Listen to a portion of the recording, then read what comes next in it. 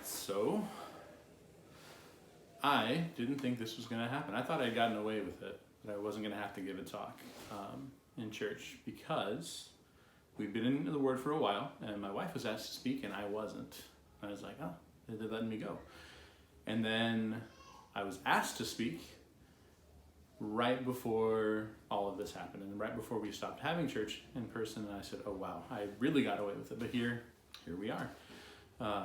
Unique situation means that we have a unique way of giving talks and sharing our testimonies with each other. So here we are. I was asked to speak on the restoration, and the restoration is a very broad topic, which allows us to have lots of different things that we can talk about. We can talk about some of the details. We can talk about the big picture. Today I'm going to talk big picture because I got a big picture topic, so I'm going to talk the whole thing. So there's really three main things that I like to think about that were and are being restored in the church.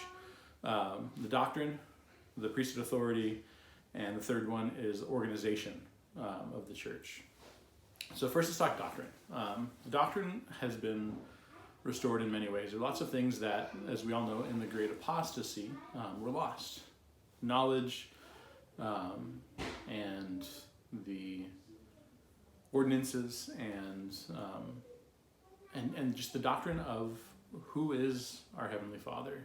Why are we on the earth? What is the nature of God? What is the nature of the atonement? A lot of those types of things were restored in lots of different ways.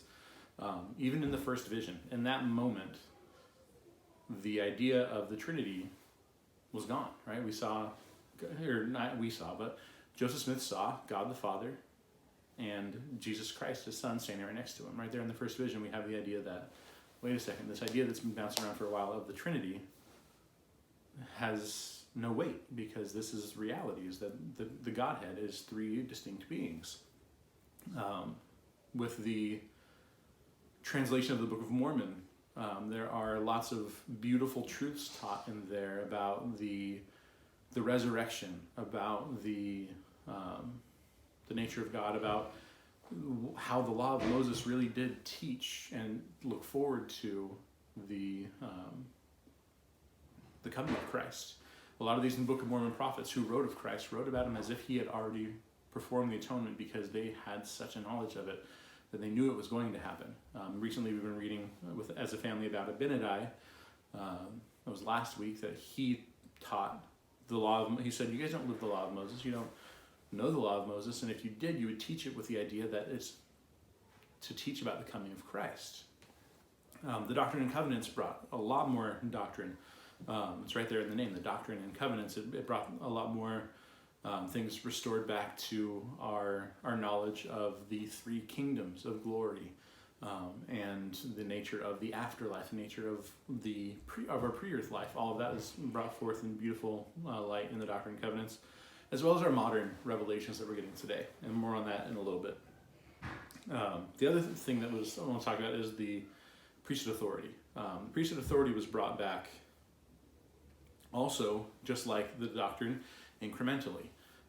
When Joseph was translating the Book of Mormon, he came across a passage about baptism. He wanted to know, what do we do about baptism? And so he and Oliver went out to pray, and they received the Aaronic priesthood at the hands of John the Baptist, who was the one who baptized Christ. He had that authority, and he gave that authority to these men. Later on, Peter, James, and John, three men who were called as apostles in the past, restored the Melchizedek priesthood. But it wasn't done then, right? We know the Aaronic and Melchizedek priesthood, but also priesthood keys were brought back later through Moses and Elias and Elijah appearing in the Kirtland Temple. And so we have this bit by bit, little by little, the priesthood was restored.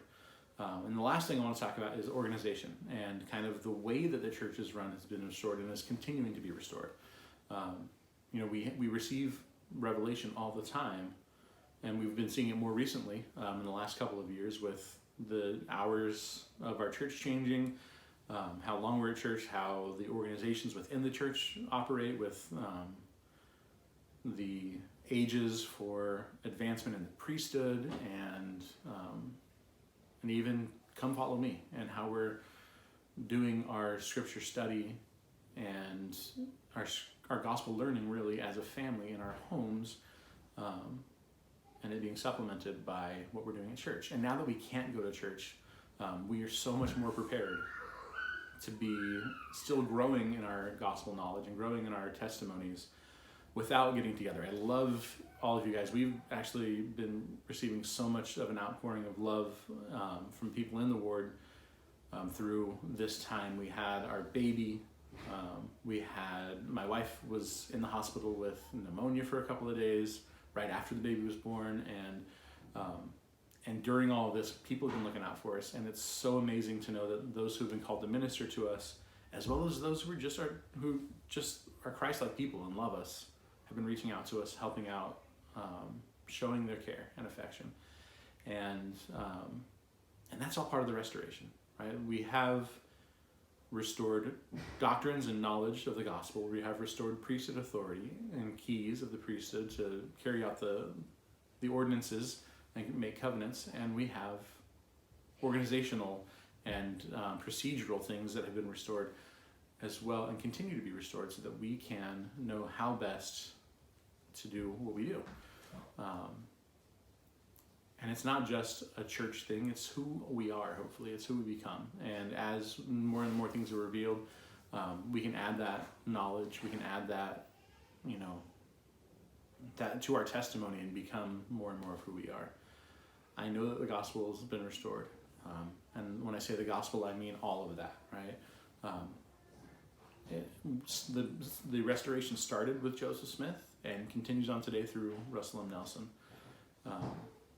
I know that we can live better lives, we can live happier lives, and that we can be more fulfilled if we live the way that has been revealed to us through the prophets.